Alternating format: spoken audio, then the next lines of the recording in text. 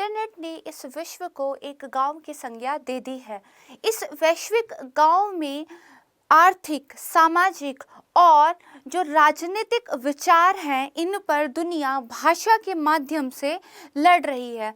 कहना ना होगा कि ये भी देखने को आ सकता है कि आने वाले समय में सोशल मीडिया या सामाजिक समारोह में जो व्यक्ति हैं वो आपस में भाषा के माध्यम से जंग करते हुए नज़र आ जाएं। इसी संदर्भ में मैं आपसे एक कोट शेयर करना चाहूँगी जिसे 1772 में बेंजामिन फ्रैंकलिन के द्वारा शेयर किया गया था।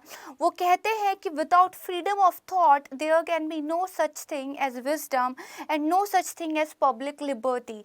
Without freedom of speech which is the right of every man as far as by it he does not hurt or control the right of another, and this is the only check it ought to suffer and the only bond it ought to know।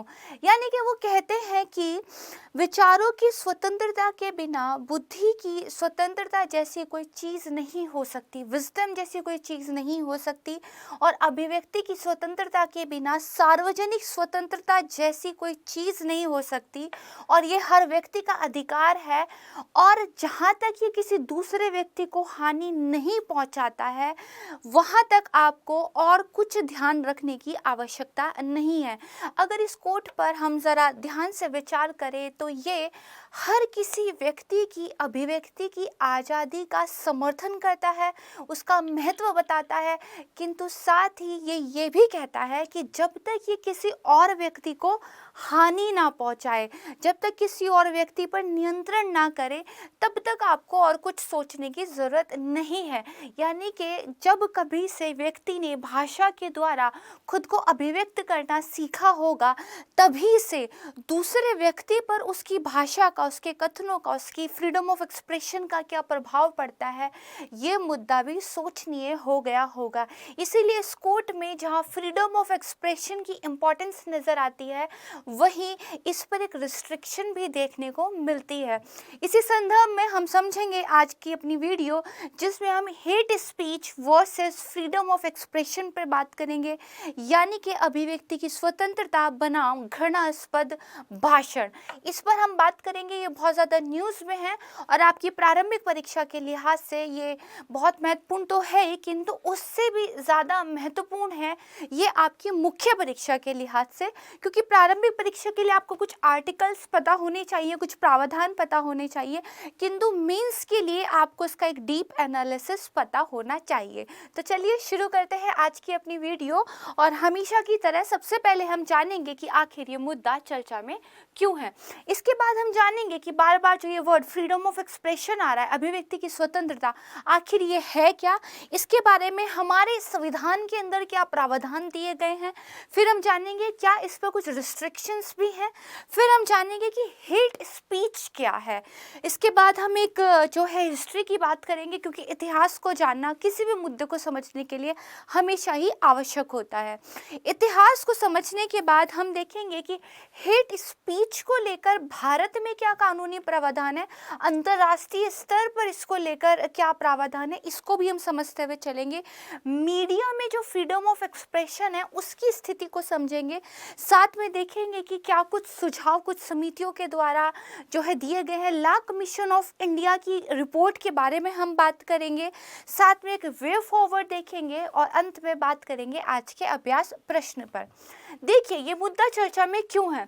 अभी हाल ही में हरिद्वार के अंदर एक धर्म संसद नामक किसी आप कह सकते हैं समारोह का आयोजन किया गया था, जिसके अंदर कुछ नेताओं के द्वारा ऐसे भाषण दिए गए जो किसी दूसरे समुदाय के प्रति घृणा से भरी हुई भाषा का प्रयोग करते थे। इसीलिए जो है कि समाज के विभिन्न वर्गों के बीच दुश्मनी को बढ़ावा देने वाली एक प्राथमिकी जो है उनके खिलाफ दर्ज की गई है। इसीलिए मुद्दा जो है चर्चा में हो जाता है। और यहाँ पर देखिए कुछ एक्चुअली आर्म्ड फोर्सेस के वेटरन्स थे जिनके द्वारा सुप्रीम कोर्ट को एक तरीके से बोला गया है कि आप इस बारे में कुछ अपना निर्णय दीजिए। हालांकि सुप्रीम कोर्ट के सामने ये मुद्दा 1950 के टाइम से ही बार बार जा रहा है और उन्होंने कई बार इस पर जो है अपने कुछ निर्णय दिए हैं जिनकी चर्चा हम अपने आज के इस वीडियो में करेंगे। तो सबसे पहले हम समझते हैं कि अभिव्यक्ति की आज़ादी क्या है।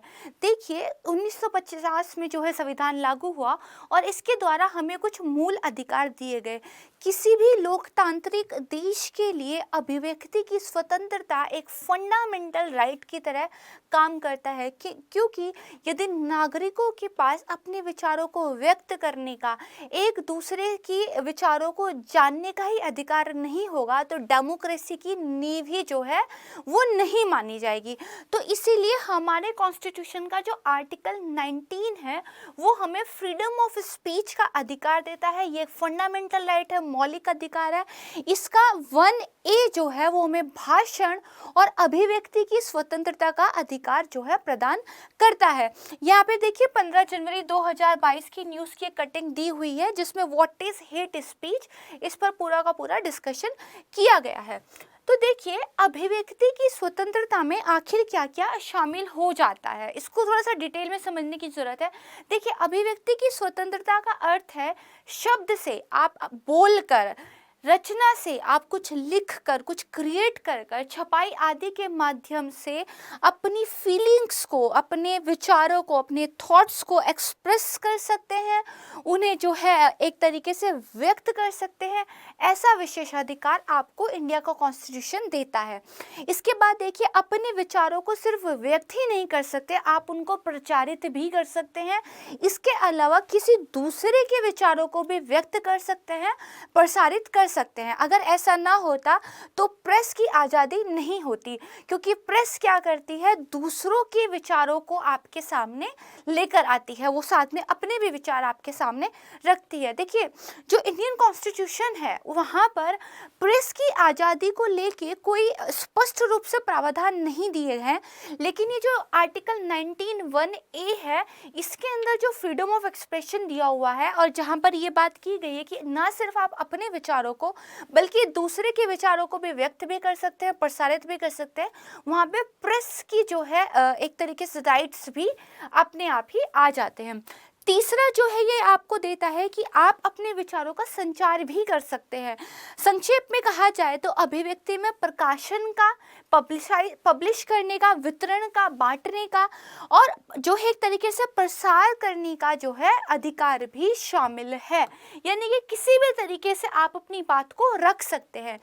देखिए कोई भी सामग्री जो है वो लिखित हो, मुद्रित हो, देखने के माध्यम से हो, सुनने के माध्यम से हो, किसी भी तरह के इलेक्ट्रॉनिक उपकरण हो, ग्रामोफोन हो, लाउड स्पीकर हो, सिनेमेटोग्राफी के जरिए हो, कोई फिल्म के जरिए हो, मौखिक रूप से हो, किसी भी तरीके से जो है आप अपनी बात को कह सकते हैं।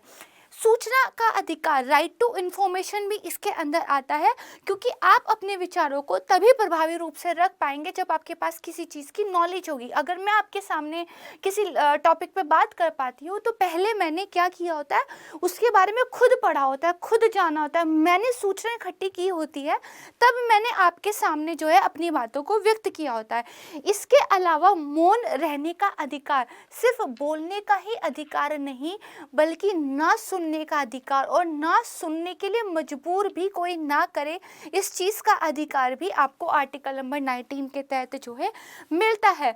इसके अंदर सार्वजनिक मामलों में आप सरकार की स्पष्टपूर्ण आलोचना, न्यायपूर्ण आलोचना कर सकते हैं, ये अधिकार भी शामिल है। यहाँ तक कि कोर्ट की यानी कि न्यायालयों की और न्यायाधीशों की भी एक न्यायपूर्ण आलोचना आप कर सकते हैं। न्यायाधीशों को भी इससे जो है आप कह सकते हैं कि अलग नहीं रखा गया। हालांकि वो जो आलोचना है वो द्वेषपूर्ण नहीं होनी चाहिए, साथ में उसके पीछे रीजनेबल जो है आपके तर्क होने चाहिए।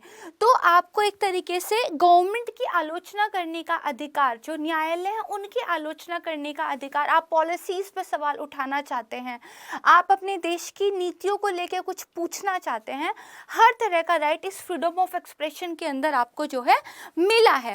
ठीक है, तो ये तो हो गई बात। ये उसके बाद देखिए, जब भी कोई अधिकार मिलता है तो एब्सोल्यूट नहीं होता, हमेशा उसके ऊपर कुछ रीजनेबल रिस्ट्रिक्शंस यानी कि कुछ युक्त निर्बंधन लगे होते हैं। तो आपके अभिव्यक्ति के अधिकार पर भी कुछ रिस्ट्रिक्शंस लगे हुए हैं।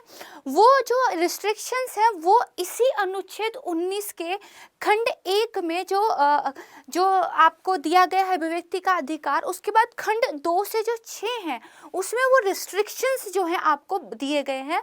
देखिए, खंड 2 को 1951 और 1963 में संशोधित भी किया गया है, पहले संविधान संशोधन के द्वारा और 16वें संविधान संशोधन के द्वारा। इसमें ये बताया गया है कि जो गवर्नमेंट है वो कुछ बेसिस के आधार पर आपकी स्वतंत्रता है जो ये अभिव्यक्ति की, इस पर जो है बाउंडेशन लगा सकती है। वो कौन से आधार है? भारत की संप्रभुता और अखंडता के बेस पर। अगर आप कुछ ऐसा कह रहे हैं, कुछ ऐसा कर रहे हैं जो भारत की एकता अखंडता को प्रभावित करता है, तो आपकी उस स्वतंत्रता के अधिकार पर रोक लगाई जा सकती है। इसके अलावा राज्य की सुरक्षा की अगर बात आती है, अगर विदेशी राज्यों के साथ मैत्रीपूर्ण संबंधों की बात आती है, तो जो है आपके इस राइट को लिमिट किया जा सकता है। देखिए, इंग्लैंड में सीधे दंड मिलने का विधान है। यदि क्राउन के साथ शांतिपूर्ण जो संबंध है उनको आप जो है एक तरीके से अगर प्रभावित करते हैं, किसी भी देश के अगर क्राउन के साथ मैत्रीपूर्ण संबंधों का प्रभावित करते हैं, तो इंग्लैंड में सजा का प्रावधान है।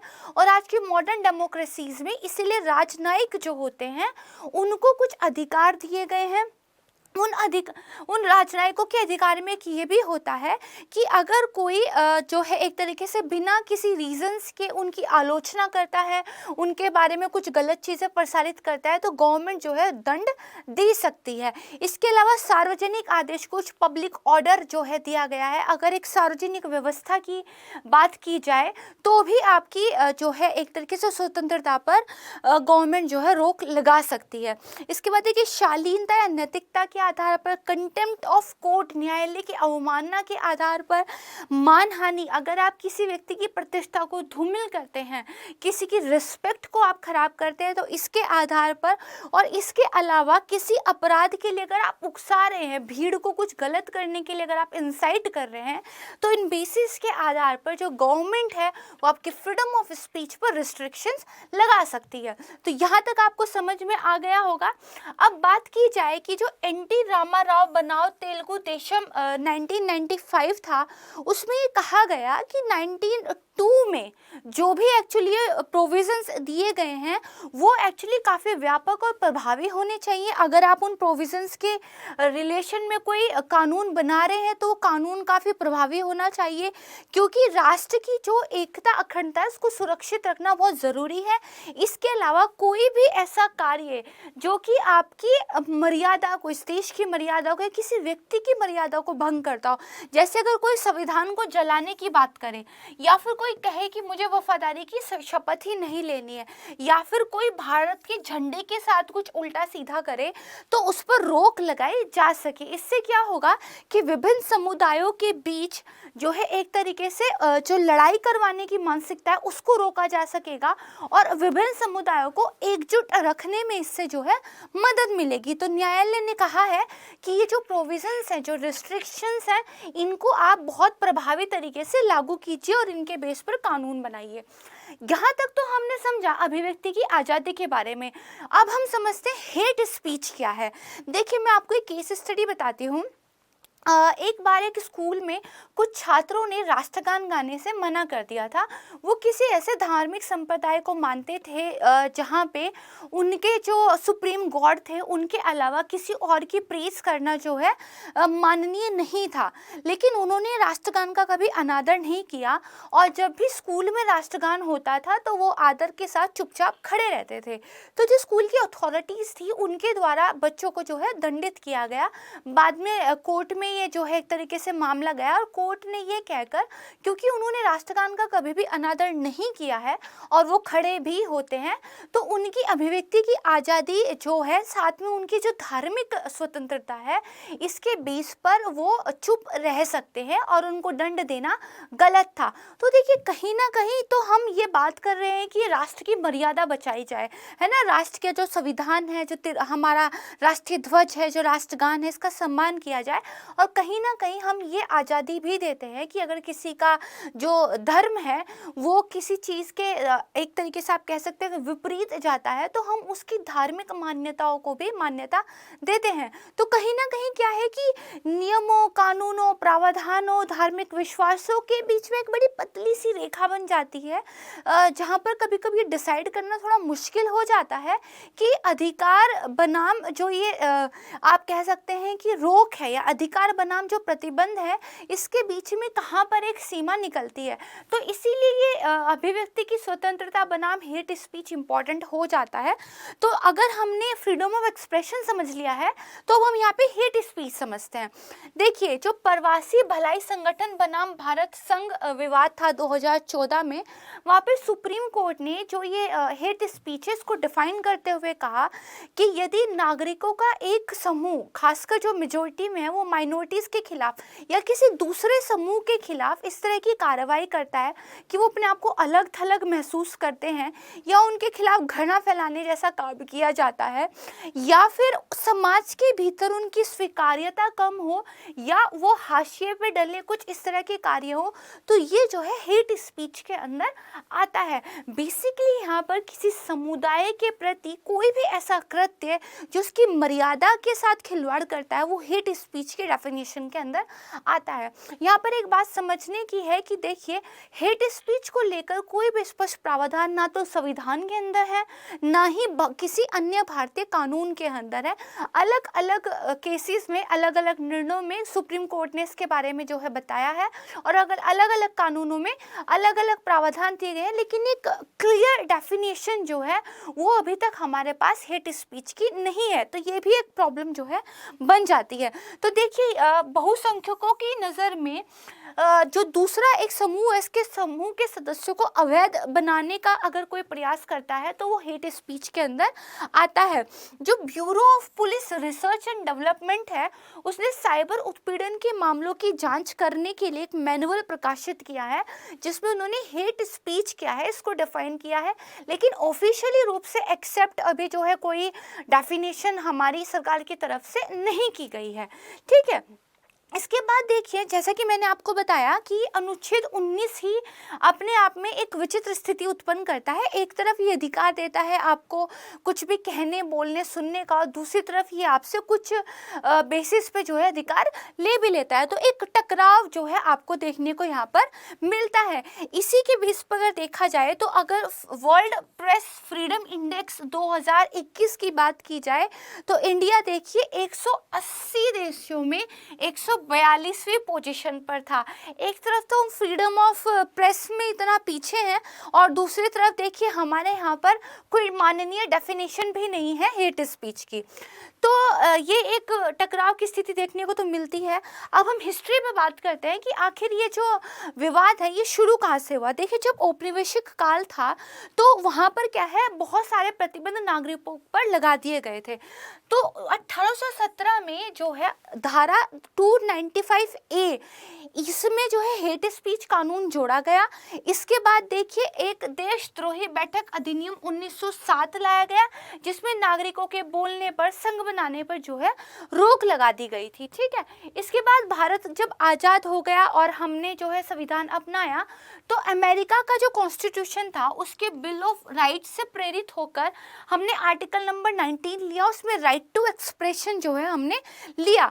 तो बेसिकली औपनिवेशिक काल से हेट स्पीच के कुछ प्रावधान हैं जिनको हम उत्तराधिकार में लिए चले आ रहे हैं, और आज़ादी के बाद हमको जो है वापस कुछ अधिकार मिले हैं।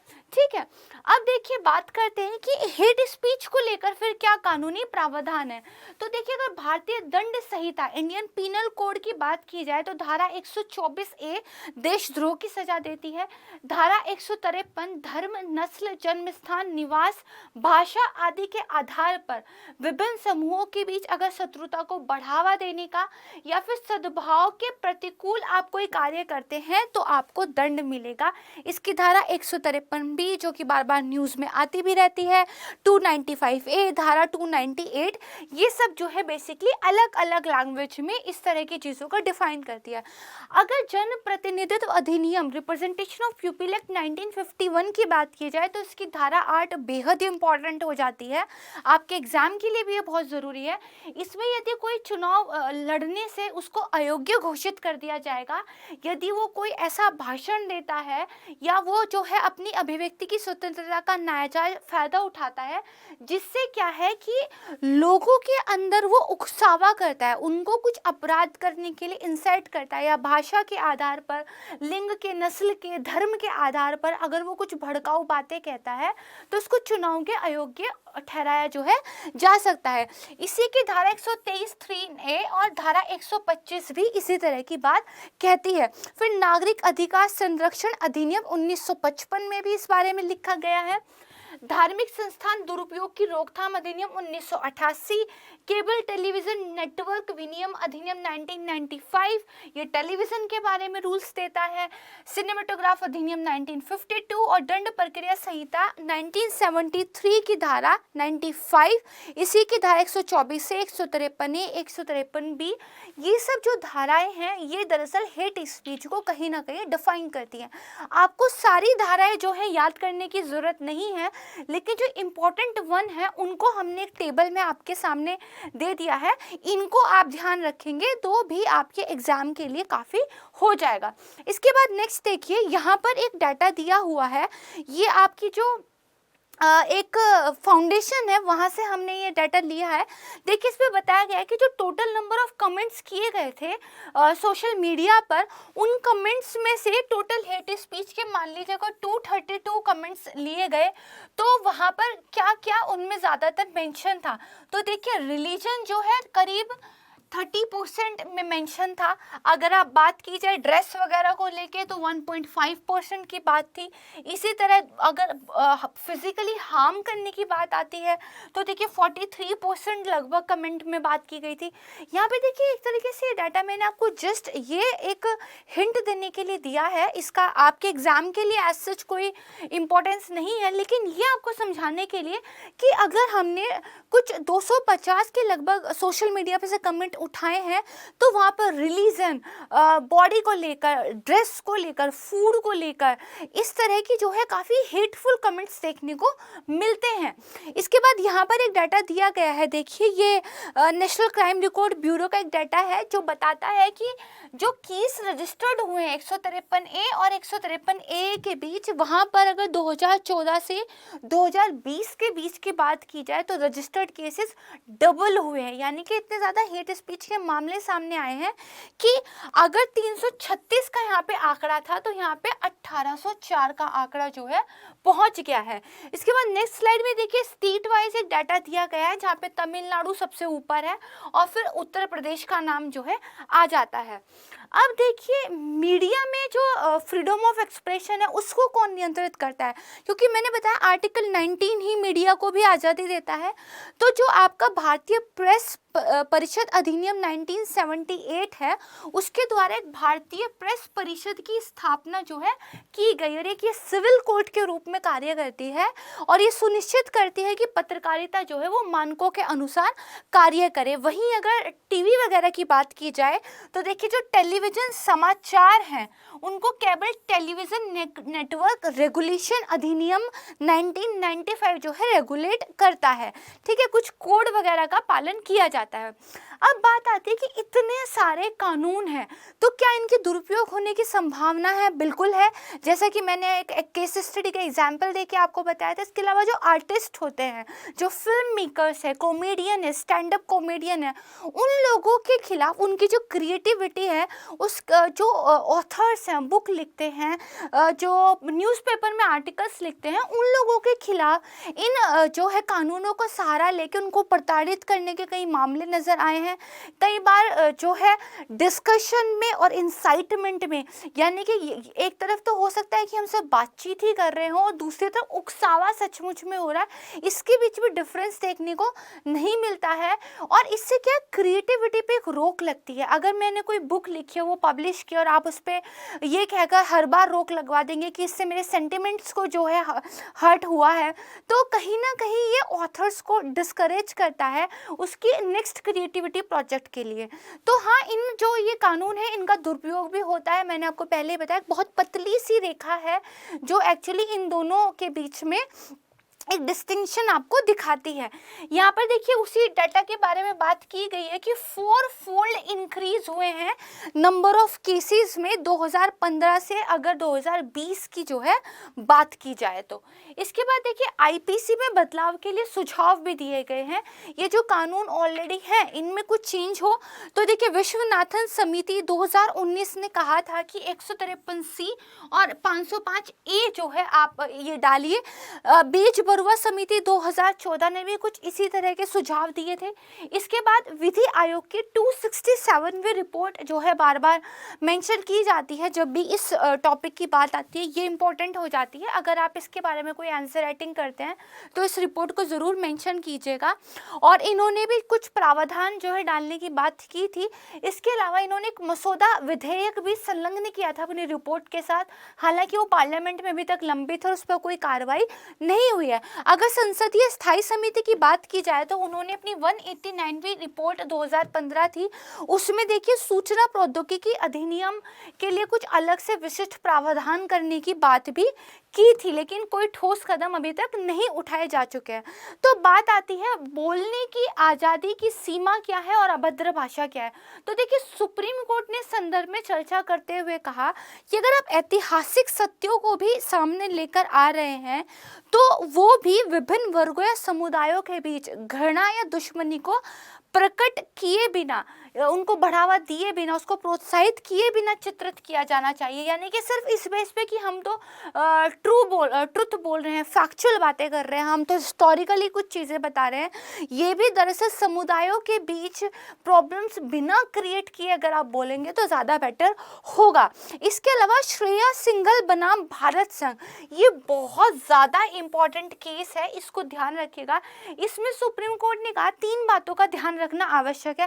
पहली बात तो डिस्कशन क्या है, दूसरा आप इंसाइटमेंट क्या है, तीसरा क्या है कि अगर आप कोई चीज़ को आप कह सकते हैं कि अनुमोदन कर रहे हैं, यानी कि वाद विवाद अगर हो रहा है तो वो हेट स्पीच में नहीं आएगा। अगर आप अनुमोदन कर रहे हैं किसी बात को, स्वीकार कर रहे हैं, अस्वीकार कर रहे हैं, वो हेट स्पीच में नहीं आएगा। लेकिन इंसाइटमेंट, उकसा रहे हैं, भड़का रहे हैं, तो ये हेट स्पीच में आएगा।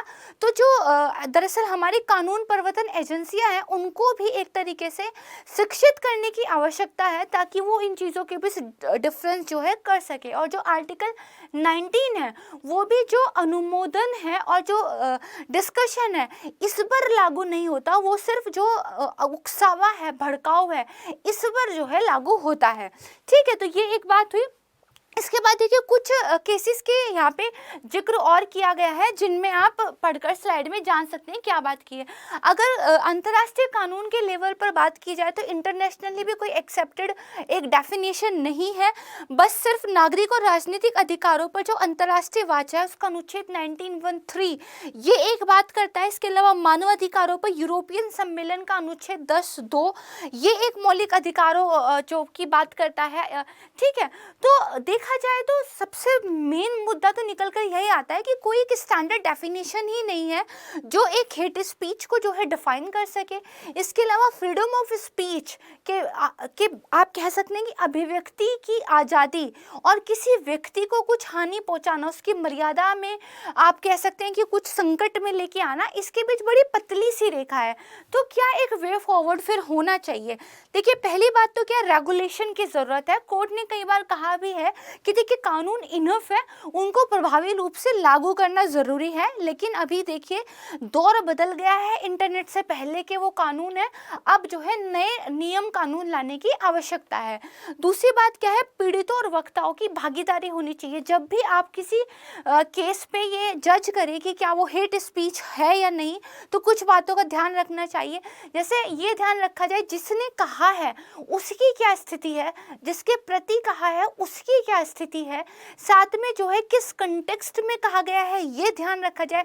हु, वेयर, व्हेन और ये जो है विच, ये जो वर्ड्स हैं इनको ध्यान रखने की बहुत ज़रूरी है। कंटेक्स्ट को समझना बेहद ज़रूरी है, क्योंकि कई बार हेट स्पीच वाले जो मामले आते हैं वो पॉलिटिकल होते हैं, राजनीतिक रंग में रंगे हुए होते हैं।